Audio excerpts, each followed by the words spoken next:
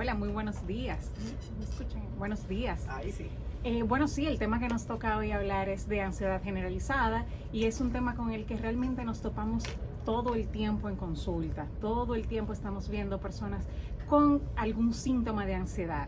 Y es que la ansiedad generalizada se caracteriza por una preocupación persistente, constante, todo el tiempo ahí, que puede variar de temas. O sea, puede ser en este momento un tema de salud, luego puede ser un tema del trabajo y luego pudiera ser un tema familiar o con las relaciones interpersonales.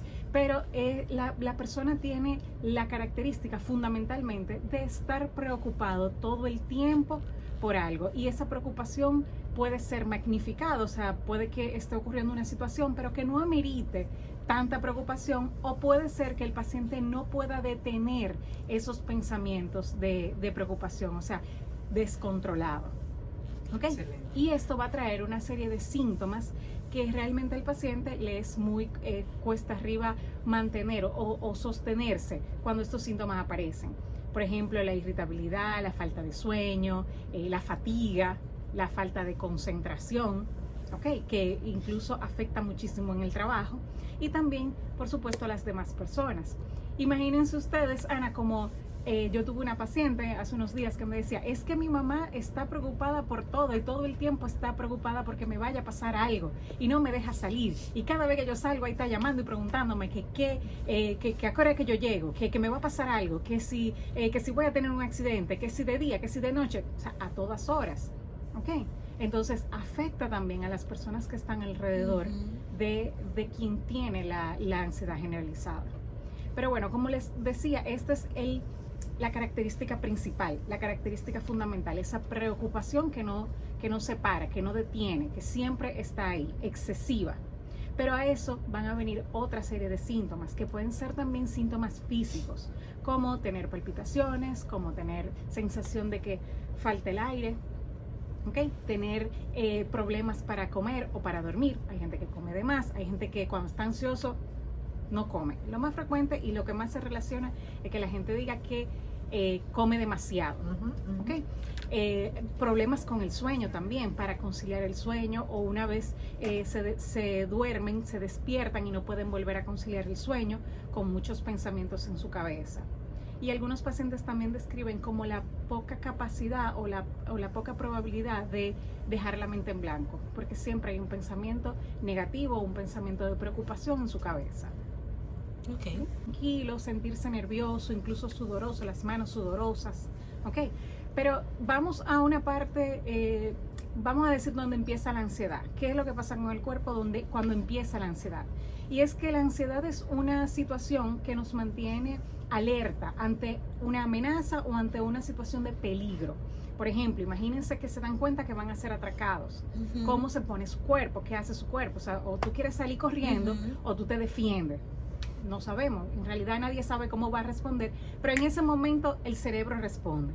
Y es que el cuerpo se prepara ante esa amenaza con una descarga de sustancias como la adrenalina, el cortisol, que tienen que ver con que la persona pueda rápidamente reaccionar para ponerse a salvo.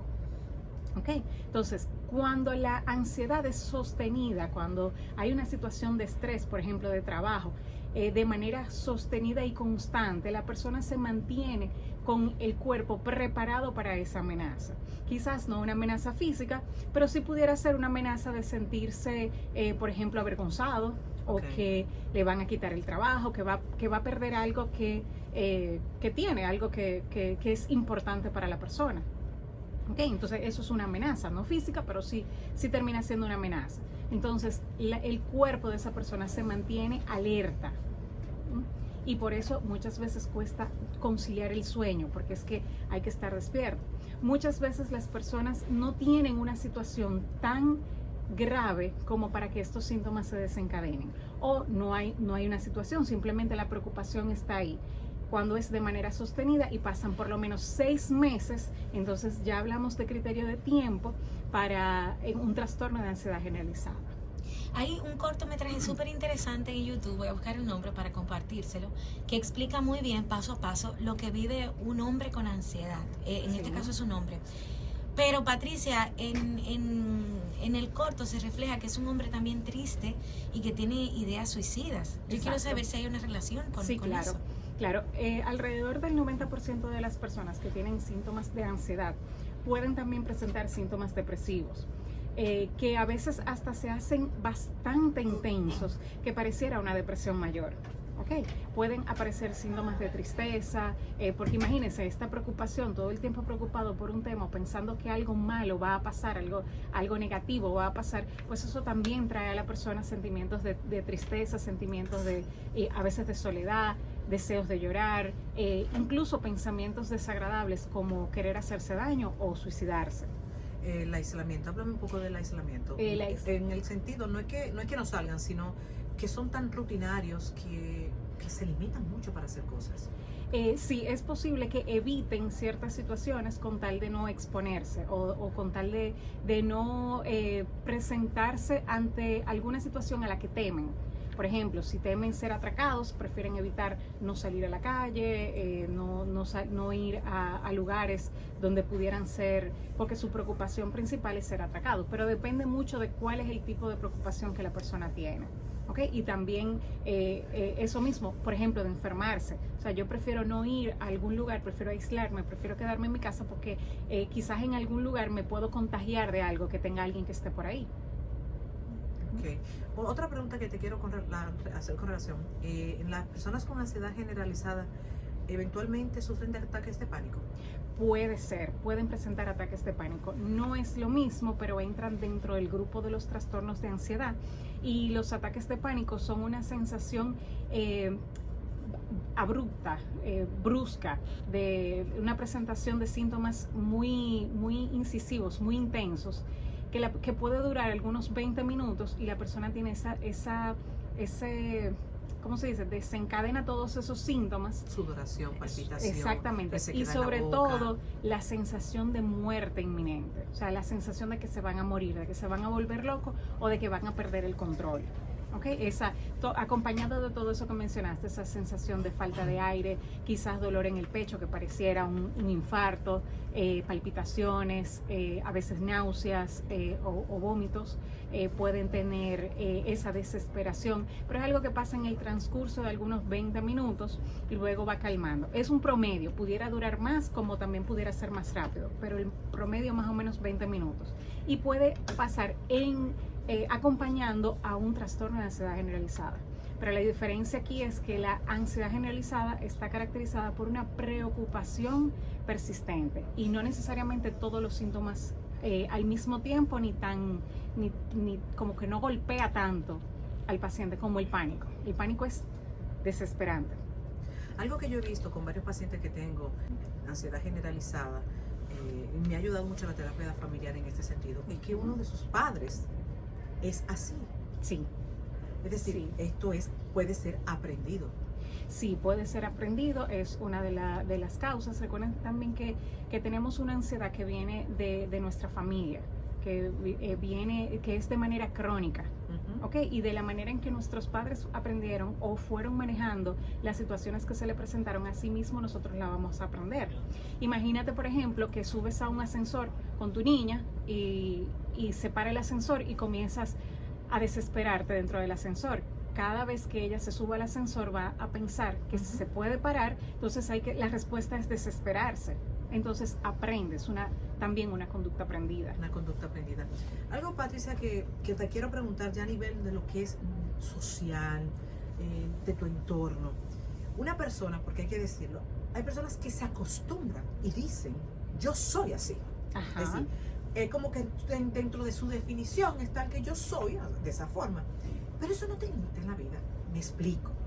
No te limita a nivel laboral, quizás a ser más exitoso. No te limita quizás a tener una mejor relación de pareja y te conformas con cualquier cosa por no creer que tú eres merecedor de más. Claro que sí. ¿Verdad que sí? Claro que sí. Cuando tenemos ansiedad, es como si nos ponemos unos lentes de otro color. O sea, que vemos el exterior con un fondo de otro color y no percibimos la realidad de la misma manera. Por lo tanto, pudiéramos tomar decisiones equivocadas basadas solamente en la respuesta rápida. Recuerden que la ansiedad es una respuesta rápida ante una amenaza, no necesariamente la más conveniente. Si alguien me viene a atracar y yo comienzo a pelear con el atracador, quizá no es la respuesta más conveniente, quizás hasta me matan, ¿verdad? Pero esa fue la manera en responder. Ahora, cuando no estamos en una situación de amenaza y tomamos decisiones por ansiedad, probablemente no sean las más convenientes. Qué difícil. Muy difícil, preocupante, y lo desgastante que es para la persona que lo está viviendo, pero también para el que está a su alrededor, porque muchas veces no lo entiende. No lo entiende. Sí, No lo eso entiende, lo juzga. Ejemplo, yo tengo el caso de una persona que lamentablemente cuando tuvo ya el diagnóstico respiró y me dijo, por lo menos ya yo sé, ¿por qué no puedo conservar una relación de pareja? Exactamente. Es decir, él por lo menos ya entendió que era lo que le ocurría. Sí. Pero algo también, Patricia, que yo quiero que tú me hables, es sobre ese pesimismo. Negatividad. Sí, claro, una Que negatividad. esa negatividad, Sobre todo, rock izquierda. sobre todo cuando los temas de preocupación tienen que ver con algo que viene del futuro, casi siempre negativo. Me van a despedir del trabajo, voy a enfermarme de algo, mi familia se va a enfermar, voy a tener un accidente. Esa tipa no Con me va a hacer cosas caso que porque no- está demasiado buena. Cosas Ese que tipo no han es demasiado llegado, para mí. cosas Ok. que no han llegado. Por ejemplo, me van a cortar la luz el mes que viene. Bueno, pero vamos a esperar a que llegue el mes que viene a ver si podemos resolverlo. Pero es una preocupación constante y a veces anticipatoria, o sea, de cosas que ni siquiera están presentes, que a lo mejor ni siquiera se van a presentar. ¿Ok? Y eso hace que la persona también sea un poco intensa. Antes Y de- solo quiere hablar del mismo Y tema. quiero hablar del mismo tema. Yo te voy a decir, no vamos a una pausa, ¿verdad? Sí. Antes de ir a la pausa, yo te voy a decir una expresión de un paciente con ansiedad generalizada. Ah, muy El primer bien. día que asistió a consulta. Llegó, hombre, 34 años, llega a consulta. De por sí se le hizo difícil escribir siendo un profesional, llenar los folletos que nosotros Sí, tenemos claro. que llenar allá. Cuando él terminó la consulta, no te voy a negar, el aire estaba en 16, yo tenía un frío que me estaba muriendo y él estaba todo sudoroso, todo mojado. Cuando terminó la consulta, que yo lo despido, me dijo, wow. Y yo pensando que esto iba a ser tan difícil. Y ahora me siento tan bien. Sí, claro. Y es algo que le ocurre a muchas personas que viven ansiedad generalizada. Se crean un mundo en su cabeza, pero ese mundo solamente está en su cabeza. Pues las cosas no son tan graves ni tan grandes como ellos piensan. Vamos a una pausa. También. Seguimos con Patricia Medina, un tema súper interesante sobre la ansiedad generalizada. Y ya Rocío tiene 255,000 preguntas. ¿Personales o del WhatsApp? No sufro de ansiedad. No, sabemos que no. Sabemos que no sufre Yo me de ansiedad. relajo rápido. Patricia, no, Sí. quiero, ya explicaste bastante, ¿verdad? Sobre los síntomas y cómo se porta una persona con ansiedad generalizada. ¿Puedes hablarme del diagnóstico? ¿Es necesario a través de un psiquiatra? Sí. Y también hablamos un poco del tratamiento. ¿Qué esperanza tienen estas personas? Muy bien, el diagnóstico lo hacemos a través de la clínica. Sí podemos utilizar, por ejemplo, lo que son las evaluaciones, la parte clínica, incluso para descartar algunas enfermedades que pudieran cursar con síntomas de ansiedad, como por ejemplo lo que tiene que ver con lo endocrinológico o lo que tiene que ver con algunas enfermedades neurológicas que presentan como características ansiedad.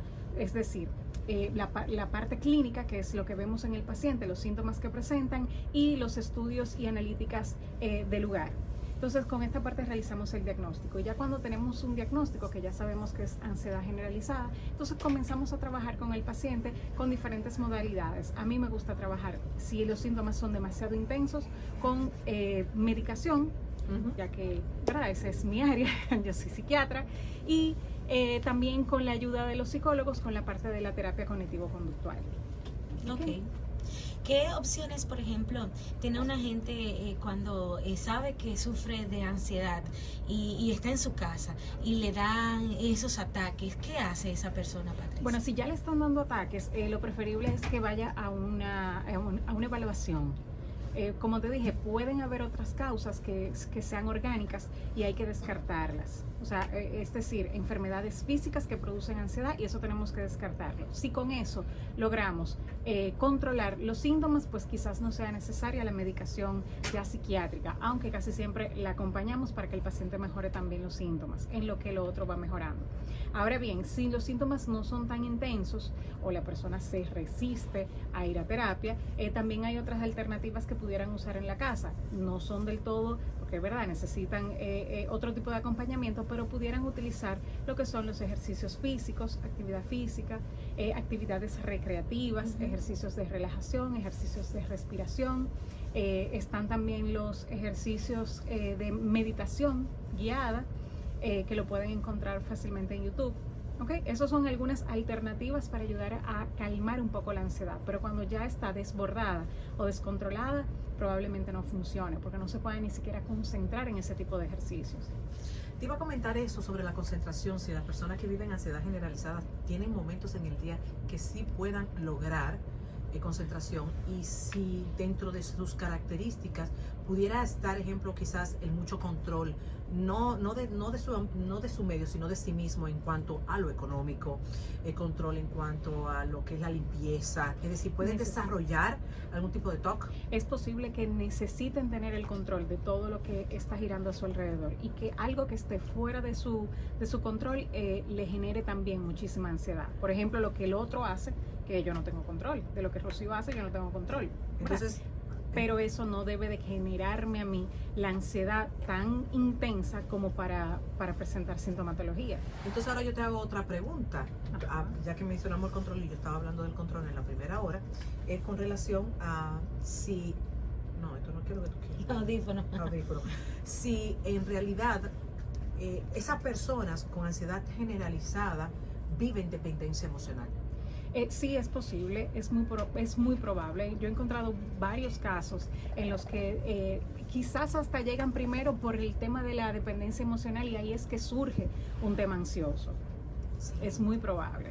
Dios mío, miren en estos minutos cuánto se ha aprendido. Esto ha sido una enciclopedia sobre